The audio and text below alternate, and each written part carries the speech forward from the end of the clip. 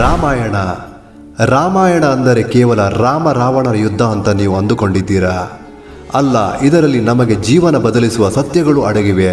ಶ್ರೀರಾಮಚಂದ್ರ ಪ್ರಭು ಕೇವಲ ಒಬ್ಬ ರಾಜನಲ್ಲ, ಅವರು ಧರ್ಮದ ಪ್ರತೀಕ. ತಂದೆಯ ಮಾತಿಗಾಗಿ 14 ವರ್ಷ ಕಾಡಿಗೆ ಹೋದರು.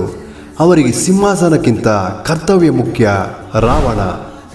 ರಾವಣ ಲಂಕೆಯ ಶಕ್ತಿಶಾಲಿ ರಾಜನಾಗಿದ್ದ.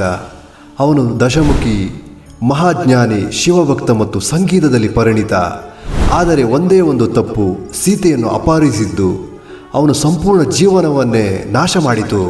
ರಾಮಾಯಣದಿಂದ ನಮಗೆ ತಿಳಿಯುವ ವಿಷಯ, ಒಳ್ಳೆಯ ಗುಣಗಳಿದ್ದರೂ ತಪ್ಪು ನಿರ್ಧಾರ ಎಲ್ಲವನ್ನೂ ಹಾಳು ಮಾಡುತ್ತದೆ.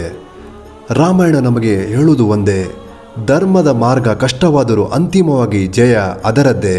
ಹಾಗಾಗಿ ರಾಮನನ್ನು ಕೇವಲ ದೇವರಂತೆ ನೋಡಬೇಡಿ, ನಿಮ್ಮ ಜೀವನದ ಆದರ್ಶವಾಗಿ ತೆಗೆದುಕೊಳ್ಳಿ.